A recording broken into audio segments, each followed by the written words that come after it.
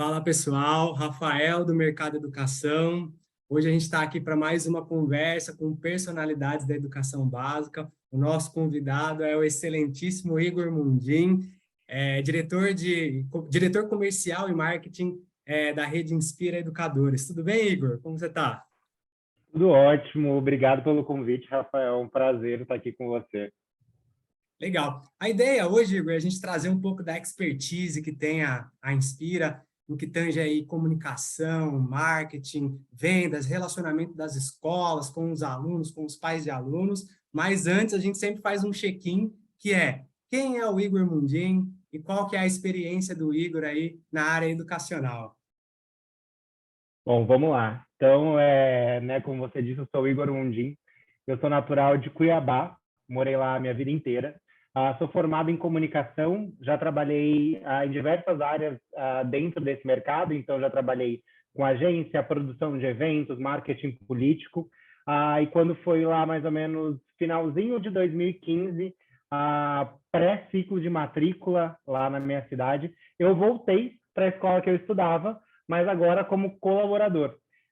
Então, a escola que eu tinha estudado, agora eu tinha virado coordenador de marketing. Então, eu comecei dentro da operação, né, dentro da escola, olhando marketing de duas escolas lá de Cuiabá. Eu trabalhava em um outro grupo. Eu fiquei mais ou menos 2 anos nesse grupo, então eu olhava, né, toda a parte de captação, branding, rede social, eventos.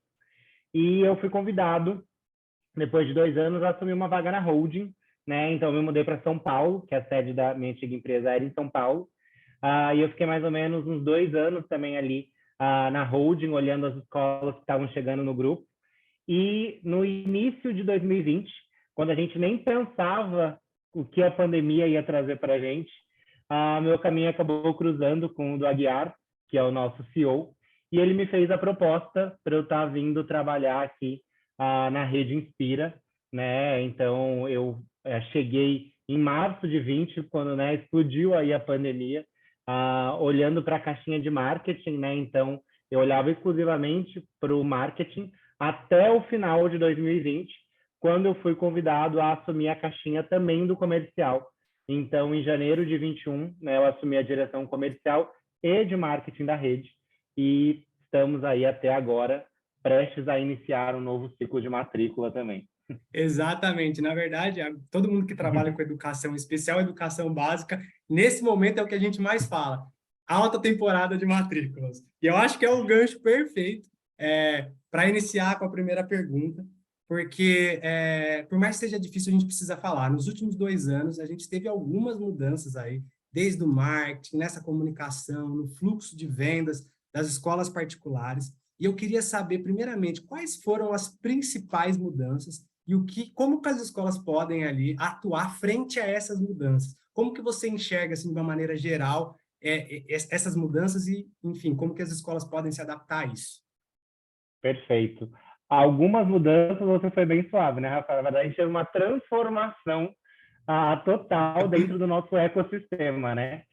Porque quando a gente fala da educação básica, era um setor onde ele ainda era, né, podemos dizer, até um pouco arcaico ali, né? Onde a gente era 100% presencial, o olho no olho. Essa questão da transformação digital, ela entrava até muito dentro do pedagógico, mas na relação ainda não tanto, né? Para fazer uma matrícula, um processo de venda ou de relacionamento, era 100% presencial, né? E até antes da pandemia, a gente nunca imaginava encantar um pai, né? Fazer um tour virtual com o pai dentro do digital, né? Então, quando a gente viu ali, né? Foi logo que eu entrei na Inspira, e a gente ficava né, naquela indecisão, porque no início, né, acho que você lembra, era, vão ter 2 semanas, vão ter um mês, vão ter 2 meses. Aí, de repente, a gente falou, não, o ciclo de matrícula vai começar e a gente ainda vai estar, né, em período de isolamento.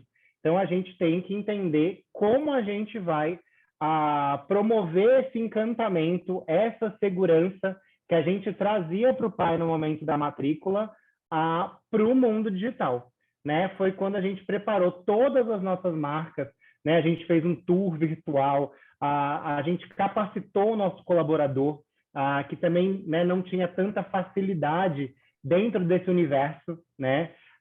Ele era, né, o universo de escola era muito de papelzinho, de livrinho, Exato. né? Então a gente capacitou todo mundo e a gente transformou esse encantamento que a gente tinha no dia a dia do presencial para o mundo virtual, né? E aqui na Inspira, né, apesar de ter sido um ciclo super desafiador, a gente teve um ciclo de sucesso, né? Então a gente conseguiu né, nos blindarmos aí por todos os problemas, né, que a gente poderia ter durante esse ciclo virtual, e a gente conseguiu de certa forma antecipar isso, né? Até porque eu falo, né, aqui do ciclo de matrículas, mas na verdade o nosso setor, né, que é de marketing e o comercial, ele não é específico do ciclo, até porque a gente tem, né, a Remate, a rematrícula, que é basicamente 75% da nossa base. E a gente está com esses Exatamente. pais todos os dias.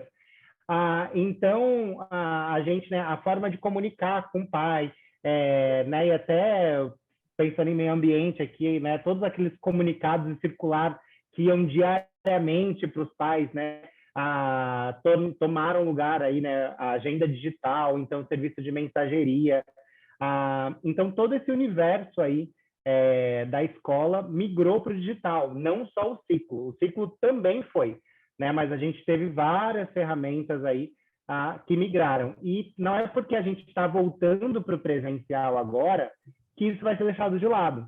Eu acho que essa transformação que ela foi super acelerada pela pandemia, ela vai deixar uma herança muito bacana, porque ela traz uma celeridade, ela traz né, um conforto, uma autonomia que a gente que está presente hoje no nosso mundo, né? Ela não vai ser deixada para trás. Então, acho que essa herança que a gente ganhou com essa, né, transformação digital, ela vai ficar. Sem dúvida. Você tocou num assunto que eu acho que é super importante. Quando a gente chega nesse ponto, beirando a alta temporada, a gente costuma falar muito de novas captações, porque o que a gente quer crescer é a base de alunos, mas a gente não pode esquecer que a rematrícula é 75%, 80% ali do trabalho que a gente precisa fazer nesse período. E aí eu vou aproveitar para perguntar, já que a gente está chegando nessa alta temporada de matrículas e a gente precisa captar novos alunos e aumentar a nossa fidelização, como as escolas devem se preparar nesse momento para que elas tenham sucesso nessa alta temporada de matrículas? Bom, Rafael, eu vou dividir então agora, né, em duas partes. Primeiro eu vou falar da Remate, depois eu vou falar de novos. Quando a gente fala da Remate, a gente começa a rematrícula desde o primeiro dia de aula, lá em fevereiro ou algumas escolas em janeiro. Toda a experiência que aquele aluno, que aquela família vai ter com a gente é fator decisório no processo da escolha da escola para o ano seguinte, né? Então, como a gente tem né, essa família, esse aluno já com a gente, querendo ou não, se a gente desempenhar um bom papel, a gente consegue reter esse aluno. Então, está 100% nas nossas mãos gerar essa satisfação, né? Então, acho que a gente tem, né, aqui dentro da Inspira, por exemplo, a gente tem a aplicação do NPS, onde a gente entende o nível de satisfação de cada marca, né? Então, a gente entende onde estão os maiores gaps, os maiores problemas, para a gente poder né, colocar uma lupa, resolver. Né? A gente tem um trabalho muito próximo do pedagógico com os alunos, né? Então, acho que esse dia a dia, né, essa escuta ativa, né, de ouvir os alunos, ouvir as famílias, endereçar esses problemas, acho que isso é muito importante, né? A comunicação também, agora puxando a sardinha para o meu lado, é muito importante, né? Então, a gente tem newsletter, a gente tem rede social, onde a gente reverbera o que a gente faz, que é muito bacana, né? Então, acho que todo dia é uma oportunidade da gente encantar aquele pai, aquele aluno, para a gente conseguir fazer a rematrícula. Obviamente que agora, quando a gente começa o ciclo, a gente tem algum processo de gestão da permanência que a gente olha específico para isso, né? Então, a gente olha aluno por aluno, se já fez a remate, se não fez a remate, por que não fez, quando vai vir fazer, né? Então, esse trabalho de formiguinha mesmo que vai conseguir gerar uma boa rematrícula. Quando a gente olha para novos, esse trabalho que a gente faz com a Remate também é essencial. Porque quando a gente olha para o universo de escola, o boca a boca e a chancela de alguém que já estuda com a gente é um fator super importante na decisão da escola. Então, a gente ter uma boa taxa de rematrícula assegura a gente ter muitos reverberadores positivos da nossa escola. Tá? Verdade. Então, essa é a principal estratégia. Mas, obviamente, que aí a gente tem, né, toda a parte de campanha, divulgando todos os atributos e diferenciais da marca. Né, eu costumo dizer aqui, né, como eu falei, eu vim do universo, né, da comunicação, da publicidade, onde a gente sempre quer fazer campanhas super bacanas, nas entrelinhas, né, visando ali ganhar prêmio. Eu falo, cara, quando a gente vai para a educação, a gente não vai ganhar prêmio, porque a gente tem que ser literal. A gente tem que trazer os diferenciais, a gente tem que comunicar os atributos. Não adianta querer ser na entrelinha, fazer uma coisa super institucional. Não, a gente tem que divulgar se é um colégio bilíngue, se tem um projeto maker, se tem o socioemocional, quais são os resultados dos vestibulares que a gente tem. Né? Então, a gente tem que ser literal nessas campanhas. Esse atributo, né, acho que tem que ter. E quando a gente fala de migração de digital, né, quando a gente falou aqui que a gente trouxe todo esse encantamento, o mundo ele está cada vez mais, né, digital, e a gente está olhando muito mais para isso para desenhar nossa estratégia de mídia, por exemplo. Até 4 anos atrás, 5 anos atrás, a gente fazia ali uma porcentagem de mais ou menos 70% do investimento em mídia off e 30% em mídia digital. Hoje em dia, isso já está o inverso, né? Então, a gente investe praticamente 70%, dependendo da marca, 75% dentro do digital e 25% fica no off, né? Até porque hoje o digital, ele consegue ter um traqueamento, né? Um rastreamento da onde está vendo aquele lead, qual campanha está performando mais.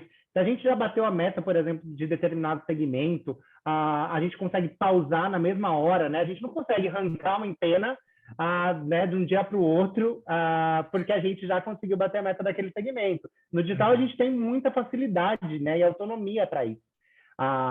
Então, essa parte né, de trazer o aluno do digital, ela está muito forte e eu acho que cada vez mais as escolas estão apostando nisso, né? Não é uma coisa da Rede Inspira, das escolas que fazem parte da nossa rede. Eu acho que as escolas, de uma maneira em geral, até porque o custo do digital, ele tende a ser menor do que as mídias tradicionais, né? Então, as pessoas conseguem investir mais, né? E ver mais o resultado é mais tangível, né? Dentro do digital. E aí, quando a gente olha também para o digital, não adianta também a gente pensar no topo do funil, né? Em trazer só esses alunos. Então, como a gente vai fazer a gestão desses alunos? Né? O bom uso do CRM, nessa gestão aí, então esse approach, o relacionamento, desde o D0, como vai ser essa experiência que nessa família vai ter com a gente, a capacitação e o treinamento, essa semana passada, a próxima semana, são semanas de treinamento aqui na rede, né? Onde a gente faz todos esses treinamentos de encantamento, né? De técnicas, enfim, diferenciais da escola, né? Para, de fato, converter esse lead aí numa matrícula, né? E eu costumo falar que o nosso negócio, que a gente trabalha, a educação, é o melhor propósito que existe, né? Então, eu sempre vejo uma matrícula que a gente faz, uma oportunidade de vida que a gente tem de transformar. E quando a gente pensa nesse viés, cara, isso é muito bacana, né? Muito prazeroso. Fica mais gostoso de trabalhar. Total. Então, acho que basicamente, né, assim, falando de uma maneira generalista, essas são as principais estratégias que a gente tem aqui dentro da companhia para o ciclo de matrícula. Eu concordo, eu gosto muito dessa ideia do digital, da gente conseguir olhar o funil, desde quantos leads, né, ou quantos, de repente, interessados entraram ali, e a gente conseguir traquear cada etapa desse funil até que a gente, no final, enxergue a matrícula e aí a gente consegue fazer esses ajustes e calibrando a campanha, sabendo qual que funciona, qual não. E acho que isso conversa um pouquinho com o que eu gostaria de perguntar agora, que era o seguinte: tudo bem, a gente fez uma excelente campanha, uma excelente comunicação, e a gente trouxe os pais ali para uma visita até a escola, que ainda é uma etapa ali do nosso funil comercial. E quase nunca vai acontecer de uma família comprar uma matrícula sem conhecer a escola. Eles precisam dessa segurança do que é a escola. Nessa hora, como que a gente encanta? Como que a gente encanta os pais? Como que a gente encanta os nossos futuros alunos? Como que eles enxergam a escola de uma maneira que a gente fala, pronto, ganhamos, eles serão nossos alunos futuramente? Então, acho que, né, até essa questão do treinamento que eu acabei de falar, ela é muito responsável por essa etapa de conversão. Quando o pai, né, ele está na escola, significa que ele está muito interessado, porque ele já passou por algumas etapas, né, então é o momento da gente, né, fazer ali aquela matrícula. Então, ele muito provavelmente já entendeu um pouco sobre o que é a escola e ele tem um fit com esses diferenciais da escola, né? Porque hoje, dentro da nossa rede, a gente tem escola humanista, a gente tem escola construtivista, a gente tem escolas de resultado, a gente tem escolas internacionais. Então, existem, né? Até quando me perguntam, qual é o modelo de escola ideal? Na verdade, é o que você pensa e o que você quer de escola para o seu filho, né? Então, um pai que vai buscar uma escola conteudista de resultado, obviamente que dentro do nosso discurso tem que ter resultado de Olimpíadas, de vestibular, né? Então, muitas vezes o pessoal fala, mas é porque está vindo buscar para o sexto aninho. Como que eu já vou falar de vestibular? Vai demorar 7 anos para chegar. A gente tem outros resultados, a gente tem resultados de Olimpíadas, de OBMEP, né, da OBA, para poder falar, para poder trazer. Então, a gente está, né, dentro do nosso pedagógico, tem todo o setor que olha para isso. E aí, eu sempre falo, coisas superficiais não geram resultado a longo prazo. Então, não adianta a gente querer pegar e dar uma pincelada no que a escola no que a escola faz. Então, a gente sempre traz pessoas para fazer esse atendimento super capacitadas, com profundidade naquele assunto, né? Então, elas têm conhecimento daquele assunto. Então, e além disso, como eu falei, o nosso negócio, ele é muito inspiracional, né? Trazendo aí, fazendo uma relação com o nosso nome, é muito inspiracional. Então, as pessoas acreditam muito naquilo, né? Eu, quando comecei, eu atendi a matrícula. E eu era bom, tá? Modéstia à parte, eu era bom. E eu convertia bastante, porque eu acreditava muito naquilo, né? Então, quando a gente acredita naquilo que a gente está vendendo, naquilo que a gente está oferecendo, é muito mais fácil da gente conseguir transparecer. E aí, até eu dei um módulo, né, de treinamento na semana passada, onde eu falei muito isso. Todas as nossas escolas têm N diferenciais, tem vários.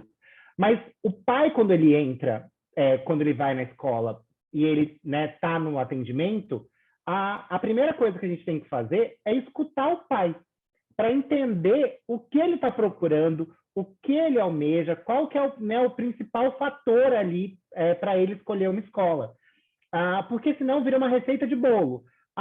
Aqui a gente tem a sala maker, aqui a gente tem a biblioteca, aqui a gente tem a quadra, né? Então, o pai, por exemplo, que vai e dentro do primeiro discurso dele, ele fala um pouco sobre habilidades socioemocionais, a gente vai entrar com profundidade dentro, né, da habilidade socioemocional, porque é o que ele está buscando. Então, acho que entender e ler o pai, né, o cliente ali, porque ele está buscando e fazer um atendimento personalizado, é o que vai fazer a gente converter mais. Porque, e aí assim, nossa escola, mas eu vou deixar de falar isso. Eu falei, gente, hoje em dia, cada vez mais as pessoas estão sem tempo. Então, aquele atendimento, assim, tem pai que quer fazer aquele atendimento de 2 horas, passar por todos os pontos da escola? Tem. Mas tem muito pai que não tem, que não quer fazer isso. Então, a gente tem que saber o que aquele pai tá interessado e fazer esse atendimento personalizado. Porque senão fica uma coisa robotizada, sabe? Né? Igual eu falei, aqui é isso, né? E sempre exato, e sempre trazer tangibilizar, sabe? Então, assim, aqui é sala maker, aqui é onde os alunos vão desenvolver a autonomia, onde eles vão fazer projetos interdisciplinar, né? Então, a aula de história, onde eles vão estar aprendendo sobre guerra, aqui vai juntar com física e eles vão criar instrumentos como catapulta e vão fazer isso, né? Então, mostrar o que eles vão fazer, o que vai ter de diferente ali para aquele filho. Porque muitas vezes fica uma coisa, tem isso, tem aquilo. Mas o que isso vai agregar para mim? Né? O que vai agregar para o meu filho? O que meu filho vai aprender e evoluir com isso? Eu acho que isso está sempre nas nossas peças, né? As meninas provavelmente vão ver essa entrevista depois, as meninas que eu falo são as mais regionais. Eu sou chato com isso, eu volto muita coisa, porque eu falo, cara, isso não está entregando nada. Beleza, tá falando que a gente é a melhor escola da cidade, mas por que a gente é melhor? E isso também tem que estar presente no atendimento. Igor, você tocou em dois assuntos que eu achei super interessante, vou dar uma aprofundadinha rápida. O primeiro que eu gostei é essa ideia de esse discurso comercial e de encantamento ser a partir da escutativa ali, então é a partir de entender o que eles estão buscando para daí a gente personalizar essa venda, personalizar esse discurso. Achei isso fantástico, realmente aquele discurso engessado, onde você chega, isso aqui é isso aqui é aquilo, isso é péssimo, isso não cola mais. E o outro ponto é essa tangibilização do que é cada coisa. Muitas das vezes a escola faz muita coisa legal, mas ela não consegue mostrar. Então tem um gap entre a comunicação que a escola passa para os pais e familiares e o que ela realmente faz no dia a dia. Então, até eu gostaria que você desse algumas dicas nesses dois sentidos. Se tem algumas perguntas que você gosta de colocar no começo ali do discurso para saber a situação, o que a pessoa está buscando e também como que vocês trabalham esse gap, porque muitas vezes a pessoa que está distante do dia a dia da escola, você fala para ela que isso aqui é uma sala maker, tá, mas no final das contas, o que isso vai desenvolver no meu filho, né? No aluno? Então, acho que seriam esses dois pontos. Você tem algumas perguntas para saber a situação dos pais, que você daria como dica, e também como que você utiliza essa estratégia de tangibilizar para os pais o trabalho que a escola faz. Claro. Bom, Rafael, primeiro, acho que com relação aí a começar o atendimento, eu sempre gosto de saber como aquele pai chegou até a nossa escola. Né? Então, por que ele escolheu a nossa escola? Então, é sempre bom saber, né? Por que você escolheu aqui? Né? E também é sempre legal saber como ele chegou até lá, né? Até para a gente investir mais naquele canal, aí falando agora de marketing. Mas falando da parte de atendimento, né? Então, por que ele escolheu a nossa escola? Porque aí ele provavelmente já vai trazer um viés, por causa dos resultados, porque eu quero que meu filho estude fora, né? E aí entrar também com essa pergunta, qual que é o objetivo principal que ele tem com a educação do filho dele, né? E muitas vezes a criança vai também no atendimento. Então é sempre legal você também perguntar para a criança, né? Obviamente perguntar o nome, sempre, né, tratar aí pelo nome durante todo o atendimento e perguntar, né? Por exemplo, Rafael, né? E aí, você está ansioso, né? Por que você quer estudar aqui? Qual que é o seu objetivo? Enfim. Então, acho que quando a gente faz essas duas perguntas, a gente já começa a endereçar um pouco o nosso atendimento. E aí, fazendo também uma gestão de CRM, né, no nosso primeiro atendimento, no nosso primeiro filtro, a gente já vai apurando, de certa forma, essas questões. Então, quando um pai vai chegar para o atendimento, todo o nosso atendimento entra no CRM e ele já vê todo o histórico de atendimento. Então, assim, da onde o aluno vem. Então, a escola de origem fala muito também sobre o perfil do pai, né, a série, e se ele já trouxe algum apontamento específico, né? Eu quero conversar, por exemplo, com a professora do high school. Ou seja, você já sabe que aquele pai é um pai interessado, né, em levar o filho para fora. Então, a gente já vai abordar um pouco mais disso dentro do atendimento. Então, essa gestão do CRM ela é super importante também, até porque muitas vezes, né, o mundo ideal é a gente conseguir fechar ali nessa primeira tratativa, mas geralmente tem mais contatos. E quando esse segundo ou esse terceiro contato ele volta para o início, isso é muito chato, né? Quebra muito o clima, mostra uma desorganização, um despreparo da escola. Então, quando a gente volta para esse segundo atendimento ou terceiro, quarto atendimento, já com uma continuidade do que foi, olha, tudo bem, a gente vai ter uma feira aqui de faculdade internacional, a gente está te convidando para você vir, né, para o pai que já estava interessado no high school, enfim. Então, tem toda uma conexão. Então, por isso, o bom uso do CRM é essencial para a gente ter uma conversão bacana no final do ciclo. Eu Agora diria que falando... foram dicas de ouro, viu, Igor? Sinceramente, foram dicas de ouro. E agora falando sobre a tangibilização, né, do que acontece na escola, né, igual eu falei, eu sou chato em relação a isso, porque assim, falar de SalaMaker, falar que é bilíngue, mas assim, até a gente como escola tem uma função de educar os pais. Então, o que, que o movimento Maker proporciona? O que é uma escola internacional? Né? Há uns 4 anos atrás, o bilinguismo entrou numa onda que qualquer escola se colocava ali como bilíngue. Então, o que é o bilíngue de verdade? O que, que a gente vai fazer? Como a gente vai fazer? Então, é mostrar isso mesmo, né? Então, quais habilidades, competências.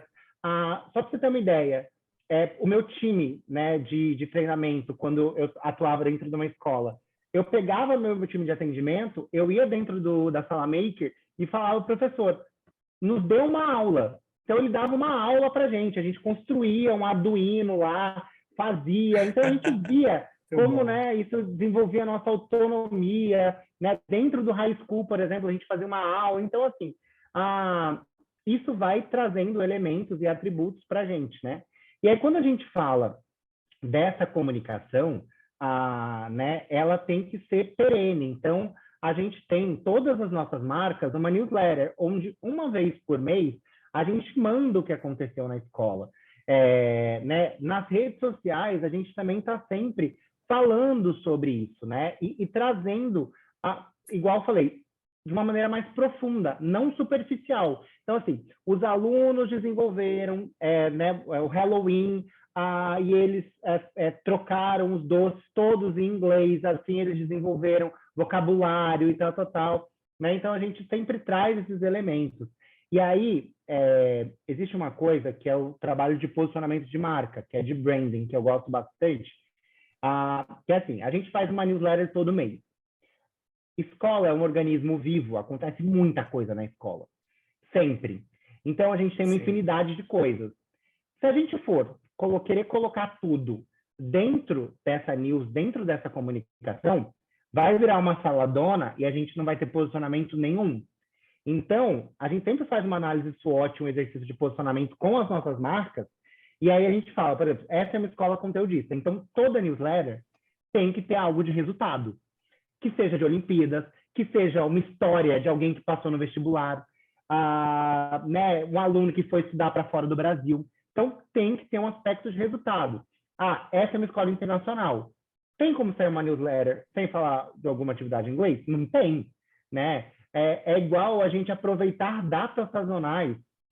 Né? Até fugir um pouquinho do tema, mas eu acho que está dentro. Mas pegar a data sazonal para poder usar. Então, tem escolas, né? Eu vou fazer Dia do Meio Ambiente, que é 5 de junho. Eu vou fazer um post, vou fazer não sei o que, uma comunicação. Mais do que você fazer um post ilustrativo feliz Dia do Meio Ambiente, é pegar um trabalho de horta, é pegar um trabalho de reciclagem que os alunos fazem e trazer isso, né? Porque não adianta nada a gente colocar coisas que a gente não executa dentro. Então, beleza. E aí tem uma outra provocação que eu sempre faço, e aí está dentro da sua pergunta, que é um pai que nunca teve contato com a nossa escola, que não faz parte, né, do nosso universo, ele vai entender essa comunicação? Se ele não for entender, a gente não vai postar. Né? Então, muito bom. E aí eu sempre brigo com isso, porque assim, a gente não tem como subentender que todo pai já sabe sobre, né, movimento socioemocional, ou sobre metodologias ativas, sobre o novo ensino médio, por exemplo. Né? Tem gente que ainda está voando sobre isso. Então, se o pai, se uma pessoa leiga, ela não for entender aquela comunicação, a gente não vai postar. Ou que seja no canal interno, porque rede social não é uma intranet, as pessoas confundem muito, né? Então, as pessoas postam, enfim, né? Que não vai ter intervalo naquele dia dentro do Instagram, que isso não tem nada a ver, né? Então, assim, acho que fazer o bom uso das redes sociais também é importante. Sem dúvida. Nossa, foram dicas assim fenomenais. Eu adorei aqui essas dicas no final. Acho que vai ajudar bastante nesse fluxo, desde fidelização, comunicação com as escolas até aí captação de novos alunos. Igor, queria muito agradecer sua presença. Acho que foi um papo muito bacana. Acho que bastante gente está interessada em entender um pouquinho com mais profundidade sobre esse tema. Foi muito legal. Eu queria deixar um espaço aí para você deixar uma mensagem, deixar o seu tchau aí para a audiência do Mercado Educação. Obrigado aí pelo convite, o papo foi ótimo, Rafael. Né, a gente está sempre postando aí dicas e coisas bacanas no nosso LinkedIn, no nosso Instagram. Então, né, Inspira Rede de Educadores. Segue a gente lá, que a gente está sempre alimentando tanto coisas da Inspira quanto coisas das nossas escolas também, né? Como eu falei, né, no nosso papo, acho que antes da gente começar a gravar, hoje eu estou em Salvador, eu adoro estar na escola, né? A nossa central fica ali no Rio de Janeiro, mas eu sou um nômade, eu viajo toda semana e eu amo estar na escola. Então, você vai acompanhar todas as novidades que a gente tem. Né, e como eu falei também já durante aqui o nosso papo, a gente está aí prestes a iniciar, na verdade, a gente já começou o ciclo de matrículas, então eu desejo um bom ciclo aí para todas as escolas. Eu sei o trabalho árduo que todo mundo tem. Eu costumo sempre falar, né, que o pré-ciclo eu acho até mais tenso às vezes do que o ciclo em si, né? Mas enfim, que seja um ciclo leve, feliz e cheio de aprendizado. Legal. É isso então, Igor. Muito obrigado. Tchau, tchau.